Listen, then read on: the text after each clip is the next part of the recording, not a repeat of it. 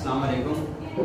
तो students, last time हमने paper pattern के हवाले से बात की थी कि आपका 9th क्लास का उर्दू का पेपर ये कितने नंबर का है और उसमें कौन सा सवाल कितने नंबर का था।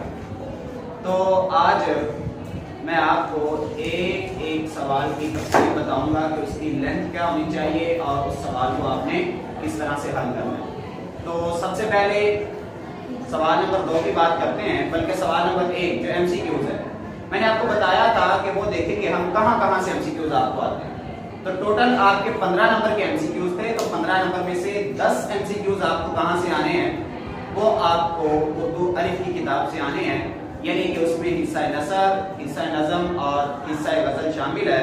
तो 10 नंबर के एमसीक्यूज आपके सवाल नंबर 1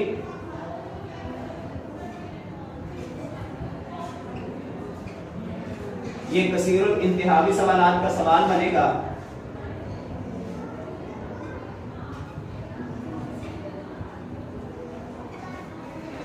अब ये कसीरुल इंतहावी सवालात टोटल ये 15 नंबर का सवाल।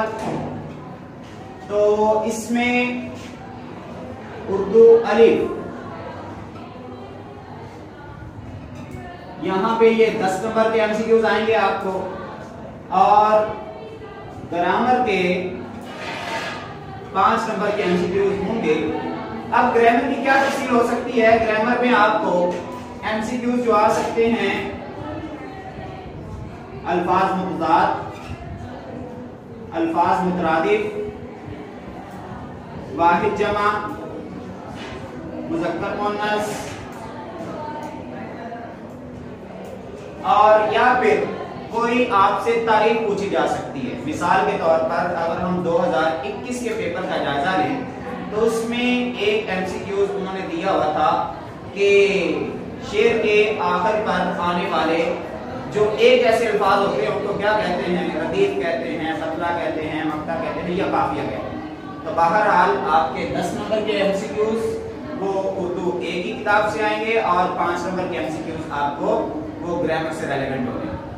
अब 2019 के पेपर का अगर हम जायजा लें तो वहां पे 5 और 2021 के पेपर का जायजा लें जो पहले ग्रुप पे आया था, यानी कि मॉर्निंग में आया था, वहां पे 3 एमसीक्यूज ग्रामर के और सेकंड टाइम वो 5।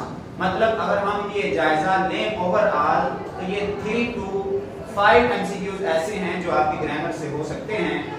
10 नंबर के उर्दू ए के हो सकते हैं या फिर 12 नंबर के हो सकते हैं। तो बहरहाल ये आपका सवाल नंबर 1 यानी कि एमसीक्यूज वो आपको कहां से आने हैं वो आपका हल हो गया। इसके बाद आपका सवाल नंबर जो 2 है उसको देख लेते हैं कि सवाल नंबर जो 2 है वो आपका किस तरह से हल होगा।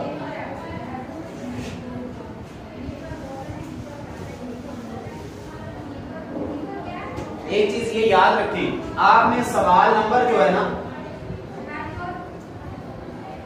वो अलग अलग लिखना है, आपने इकट्ठा नहीं लिखना।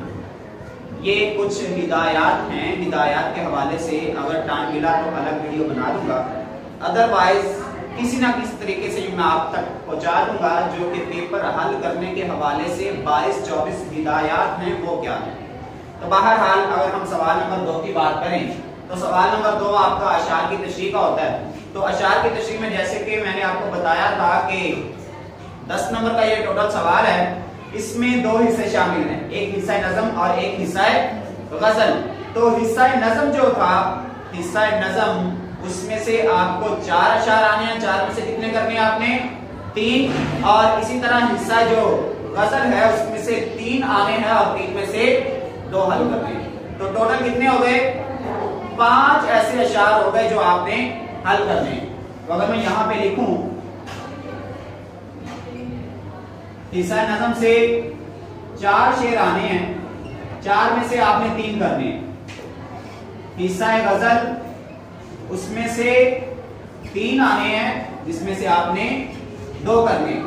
तो अगर हर शेर 2 नंबर का हुआ, यानी कि इसको मल्टीप्लिकेशन 2 के साथ और इसको भी मल्टीप्लाई 2 के साथ करें तो ये 4 नंबर टोटल बनेंगे, ये 6 बनेंगे और टोटल करने से ये टोटल 10 बन जाएंगे। तो बहरहाल ये आपका सवाल नंबर जो 2 है ये 10 नंबर का सवाल है। अब इसको आपने हल किस तरह से करना है? सबसे ऊपर आप सवाल नंबर लिख देंगे, सवाल नंबर 2, और इसके फौरन बाद आपने क्या करना होगा, आपको शेर लिखने की जरूरत नहीं है अगर टाइम कम है। उर्दू का पेपर ऐसा पेपर है जिसमें हमें एक सेकंड की जरूरत है, तो जो जरूरी चीज है वो हम छोड़ेंगे नहीं और जिसकी जरूरत नहीं है वो हम लिखेंगे नहीं। तो यहाँ पे हम ऊपर लिखेंगे हिस्सा नज़म, अगर आप पहले वो करने लगे। हिस्सा नज़म के बाद यहाँ पे फॉर एग्जांपल आपने हिस्सा नज़म का शेर नंबर 3 करना है सबसे पहले, तो कर सकते हैं, कोई प्रॉब्लम नहीं है। जरूरी नहीं है कि आप शेर नंबर 1 पहले करें, 2 बाद में करें, 3 बाद में करें, नहीं, आप तरतीब चेंज कर सकते हैं। लेकिन तरतीब चेंज करने के साथ साथ आपकी क्लैरिफिकेशन इस तरह से होना जरूरी है कि जो जुज नंबर, जो सवाल नंबर क्वेश्चन पेपर के अंदर है वही आपके आंसर शीट के अंदर होना चाहिए।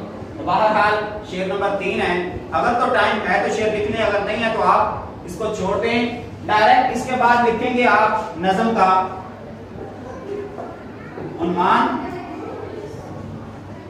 एक लाइन में ये आ जाएगा, और इसके बाद ये राब्ते की अलामत लगाना जरूरी होगा। नीचे वाली जो लाइन होगी उसमें क्या लिखेंगे, शायर का नाम। इसमें फॉर एग्जांपल आपको एक शेर आया हुआ है हमसे, यहां पे क्या लिखेंगे, नज़म का उन्वान हम, और इसके जो शायर हैं वो ख्वाजा अल्ताफ हुसैन खालिद। अब इसके बाद आपको क्या लिखना है, इसके बाद अल्फाज मानी, यानी कि मुश्किल अल्फाज के मानी वो अशार की तशरीह में काउंट नहीं किए जाते, तो आप डायरेक्ट हेडिंग बनाएंगे मफहूम की, इसके बाद भी अलामत। अब आपने मफहूम लिखना कहां से शुरू करना है, आपने ये लाइन छोड़ देनी है। आप जहां पे हेडिंग बना रहे हैं उससे नीचे जहां पे हेडिंग एंड हो रही है वहां से आप लिखना शुरू करेंगे। फॉर एग्जांपल, ऐ अल्लाह तेरा दुनिया की हर चीज पर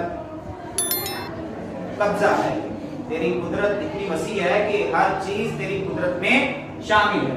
तो बहरहाल ये आप इस तरह से मफहूम, और इसके बाद जो हेडिंग बनाएंगे वो कौन सी बनेगी, तशरीह की हेडिंग बनाएंगे अगली लाइन में, और जिस तरह से हमने वो लाइन छोड़ दी थी जिसके ऊपर मफहूम लिखा हुआ था, इसी तरह वो लाइन भी छोड़ देंगे जिसके ऊपर तशरीह की हेडिंग बनी हुई है, तो हम यहां से तशरीह लिखना शुरू कर देंगे। अब इसके हवाले से एक चीज ये याद रखें कि एक शेर की तशरीह कम अज कम 1 सफा की होनी चाहिए, ठीक है। और फिर इसके बाद इस तशरीह के अंदर ही आपका एक उससे मुताल्लिका शेर भी लाजमी होना चाहिए, तो उसको हम लिख देंगे बकौले शायर भी आप लिख सकते हैं एंड पे जाके, या फिर शायर क्यों फरमाते हैं, किसी भी अल्फाज के साथ उस चीज की वजाहत हो सकती है। तो बहरहाल हर शेर की तशरीह कम अज कम 1 सफ़े की होनी चाहिए, और हर शेर की तशरीह के अंदर कम अज कम एक मुतल्लिका शेर लाजमी होना चाहिए।